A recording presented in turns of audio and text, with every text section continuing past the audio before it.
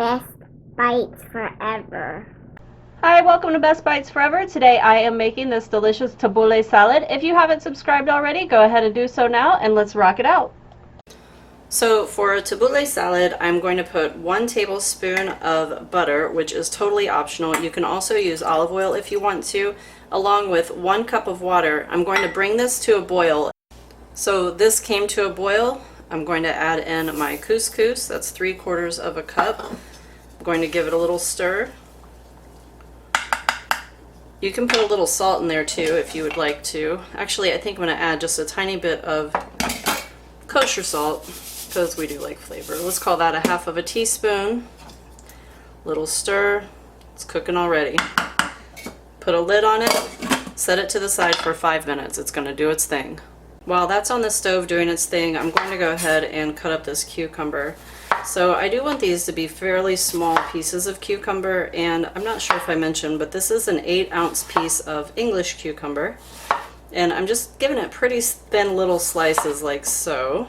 Alright, so here we go. Just little rows.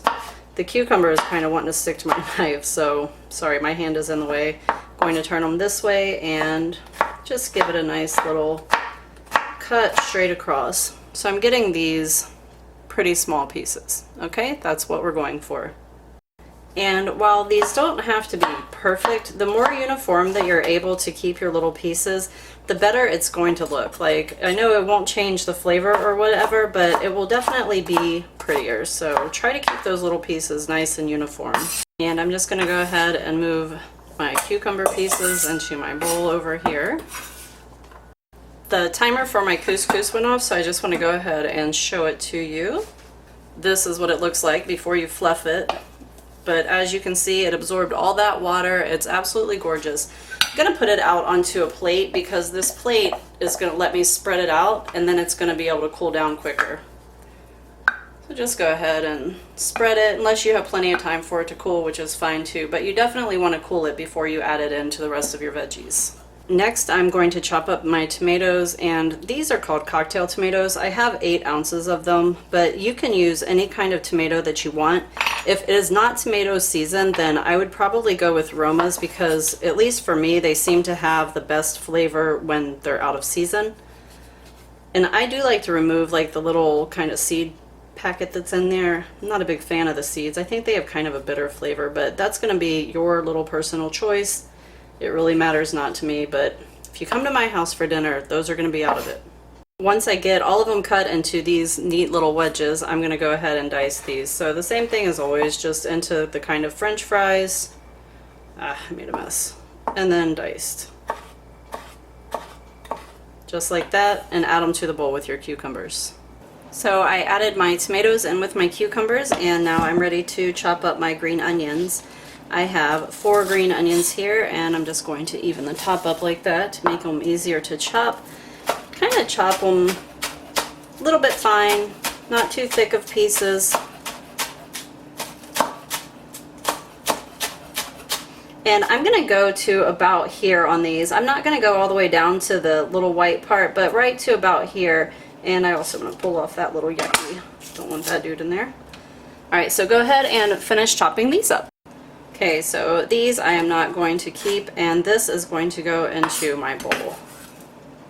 Here I have about 20 fresh mint leaves, and what I'm going to do is, now that I've rinsed and dried them, I'm going to kind of lay them on top of each other like this.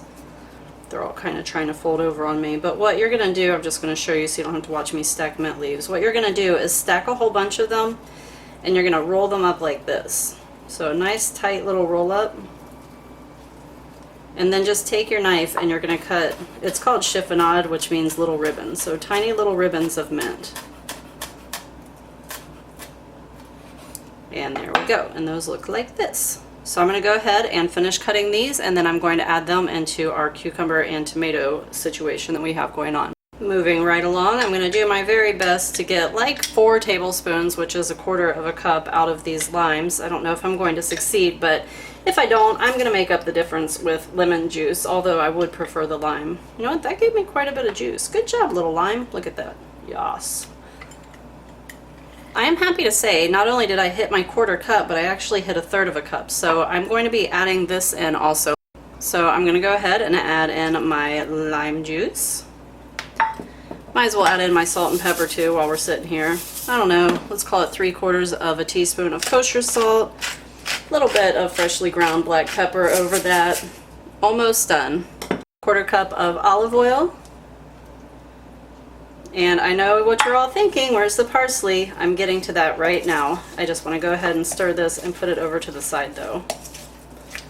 So here is my parsley, and I did rinse and dry it. You definitely want to make sure it's nice and dry. And what you do here is you can either just trim the stems, like kind of get rid of the thick part, or you can go stem by stem and just pull backwards on them.